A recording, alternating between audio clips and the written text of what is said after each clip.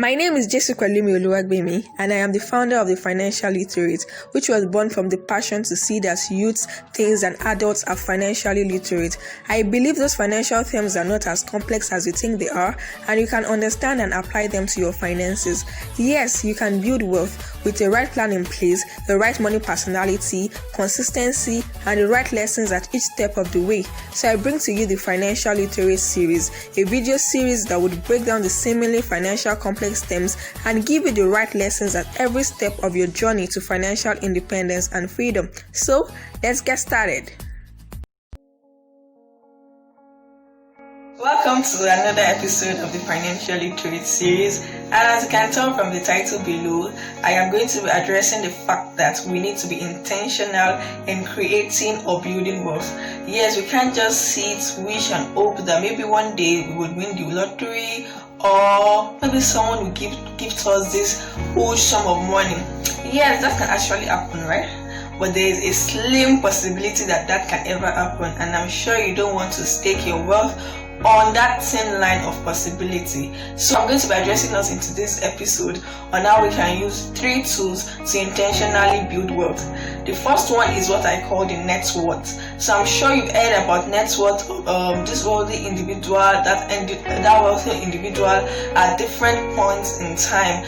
Maybe you just feel like, net worth is just for the rich, net worth is for the wealthy, and then you're like, I can't calculate my net worth. Well, I'm sorry to shock you, but you can calculate your net worth. You can know what you want financially. You can know what you have at the moment, and literally your net worth is just your wealth, is what you have, and we calculate it by deducting liabilities from your assets. So you can say your net worth is your asset minus your liabilities, or in other words, you can say your net worth is what you own minus what you owe. So what is an asset? An asset is anything that appreciates in value or puts money in your pocket. Examples of assets include a house, like that is if you have a house, you can get the fair market value price of it, the fair market value of the house, and okay, this house is worth this particular amount, and just put it as part of your assets. If you have investments in other landed properties, if you have investments in maybe the stock market, if you have investments in mutual funds, in agri-tech, in microcredits, in whatever investment option, you can categorize them as assets. Your pension fund is also an asset, that's the pension fund account. And then cash in hand is also an asset. Cash at bank is also an asset. So all these constitute assets. Then on the other hand, liabilities are what take money from your pocket. So your liabilities are debts. That is, if you took a loan from a company or from a bank or from family and friends, that figure actually is a liability for you. Then maybe if you have accrued expenses are expenses that you've enjoyed their services but you've not paid for them.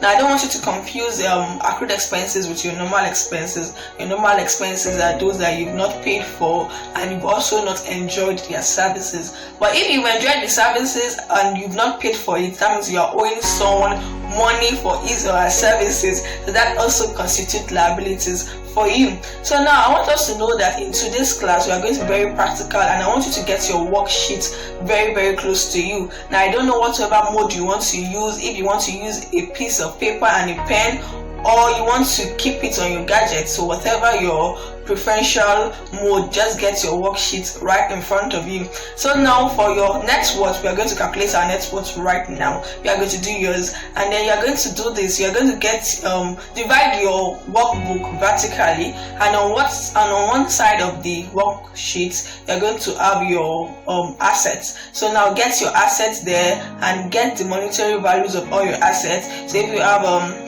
pension fund accounts, cash, investments, landed properties, just all your assets, write them out and then add their monetary values to it. And on the other side of your worksheet, get your liabilities, debt, loans, accrued expenses, write them out and get the monetary values in front of them too, and then you add up your assets, get the total figure of all your assets, add up your liabilities, get the total figure of all your liabilities, and deduct your liabilities from your assets.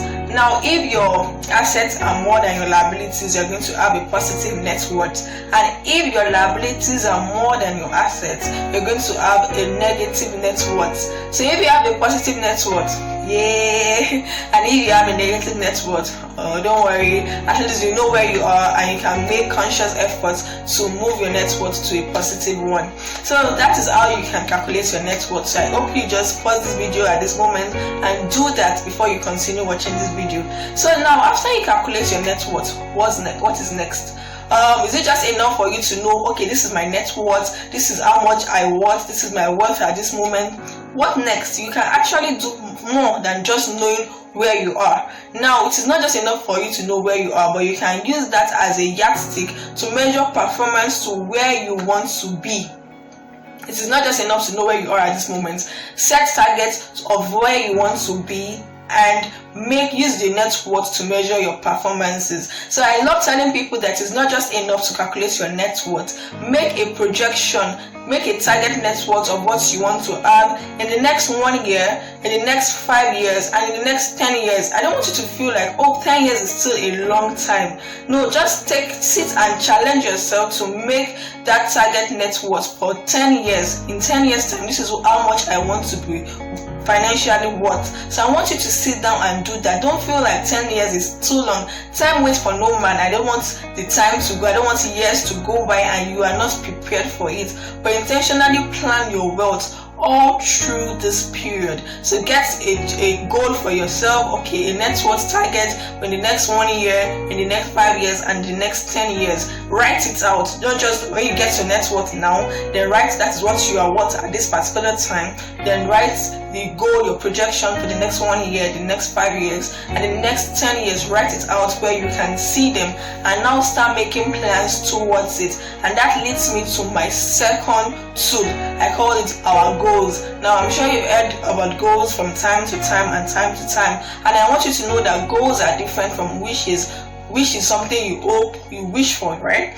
Then goal is something that you want to achieve, a result you want to achieve, and you have to intentionally differentiate your goals from your wishes by using what we call the SMART acronym. That is specific, measurable, achievable, realistic, and timely. So your goals should have all the 5 attributes for them to be called goals. Yes, so now I want to be rich is not a goal, it is actually a wish, or better still, okay, by next year I want to have 2 million naira in my account. That is also not a goal, that is just a wish. So now how can you set goals, the right set of goals? So now your goals should be specific.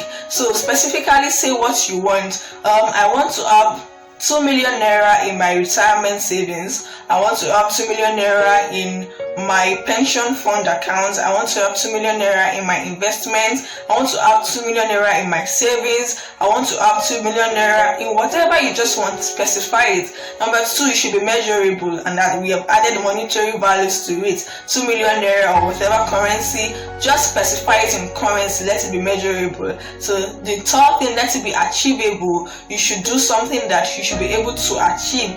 Now, if you want to have 2 million naira by next year, definitely there should be a plan for it.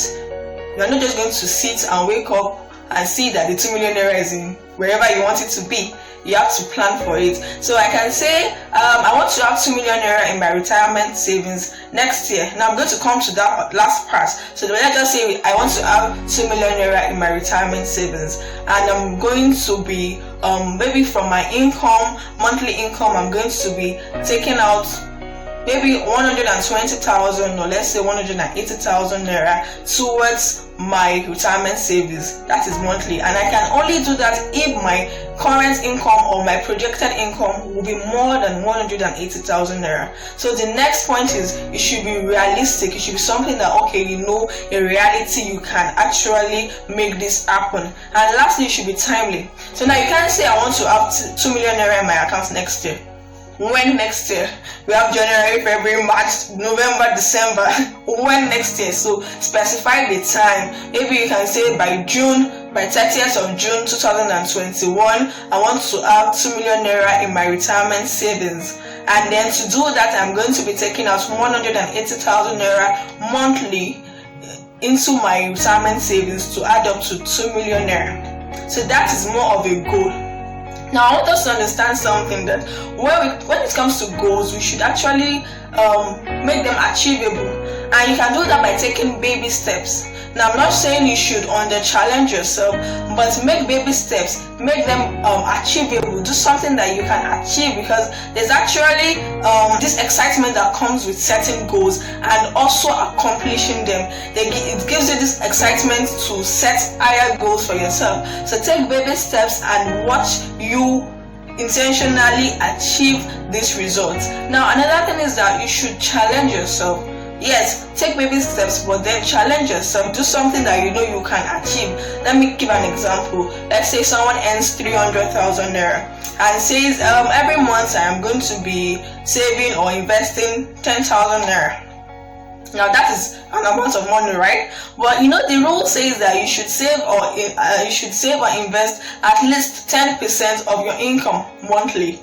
Another theory says at least 20%, but let's even start with 10%. Now 10% of 300,000 naira is 30,000 naira. So that person saving or investing 10,000 naira in a month is setting goals below the person's financial status. So I want you to challenge yourself a bit, but then take baby steps, but make them challengeable and also achievable for you, so that you can set goals and be happy that yes, you can fulfill these goals. So set goals for your short term, for your medium term, and for your long term. Now go back to your worksheet on another page and set these goals. Write out these goals. Okay, this is what I want to get at this particular time for this particular reason, and this is the plan I'm going to take or this is the plan I intend to take to achieve these goals. So write them out for your short term, for your medium term, and for your long term. And then the last tool I'm going to talk about is our budget.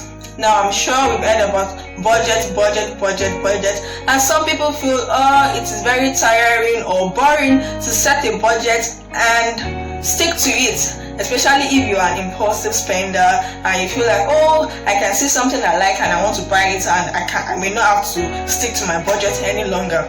Now to prepare a budget and stick to it, you need to be disciplined.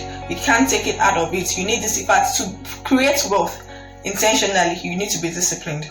That's actually a very, very huge truth. To create wealth, you need to be disciplined. So to create a budget and stick to it, you have to be disciplined. You need to be disciplined. Now, what is a budget? A budget is a projection of the income you expect to receive and what you expect to pay out. Now, there are a lot of benefits of using a budget. A budget does not stop you in spending. It doesn't stop you from spending. Rather, it guides you in how to spend. It also ensures that your income is allocated judiciously to your expenses, and also helps you to spend without guilt, because you know, you've actually made a plan to spend for so reason. Now, a budget takes into consideration your income and your expenses. So let's go to another worksheet, and then on your worksheet you are going to divide your worksheet vertically too. So on one hand you are going to have all your income. Now, there's something I always say to people. I say, anytime you receive any income, before you spend any naira, that is for Nigerians, before you spend any naira, ensure that you make a budget for it.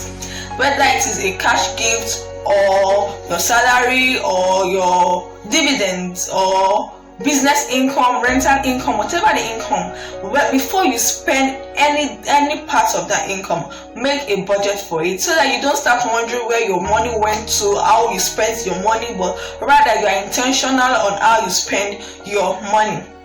So get your worksheet, and then on one side write all the income. Now we are going to make a template, a monthly budget template, and then you can use your cash flow analysis for the previous month to guide you in how to create a budget for this month, so that you can have an idea of how much you spend on feeding, on electricity, on gas for your car, and anything like that. You have an idea of how much they cost you. So for this month, get your worksheet. On one hand, have your income, the income you're expecting, your salary, business income, rental income, dividend, whatever income. Just write it out. Now, a gift is not it is not a sure income. Now, if someone promises you that, okay, I'm going to give you 500,000 or 100,000 naira, now you should not start making the budget on that money, because you have not yet received it, neither have you worked for it.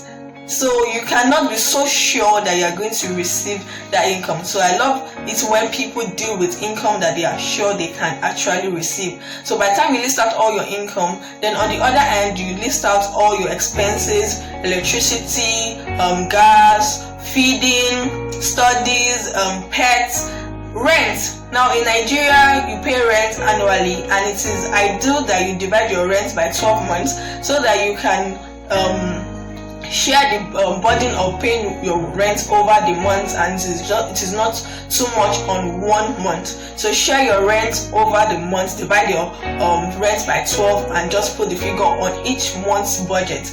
Now another thing I want you to know is that for huge expenses, let me say for example, for parents who have children, now in an ideal year, students resume in September, and then by September you have to pay school fees. So rather than waiting till August to start running around or start trying to raise money for your children's school fees, you can share the school fees figure over the year or over the previous month. That is from January to August. You can divide your children's school fees divided by, that should be 8 months, and share it so that on each month you are actually saving towards your children's school fees, and then in September the burden is not so much for you. So that are actually ways you can share your expenses in a year so that it is actually very comfortable for you. So get all your expenses on the other end and get the monetary values of it and add them together.